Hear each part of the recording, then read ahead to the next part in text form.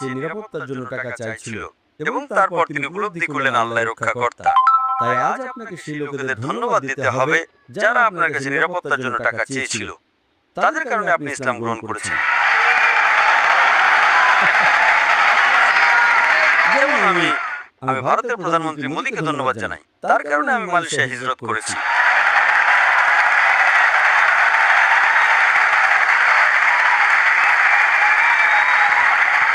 আমি নবীর পদাঙ্ক অনুসরণ করছি।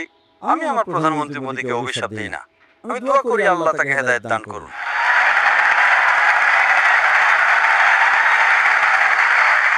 তাই বোন, আপনাকে সেই লোকদের ধন্যবাদ দিতে হবে যারা নিরাপত্তার জন্য টাকা চেয়েছিল।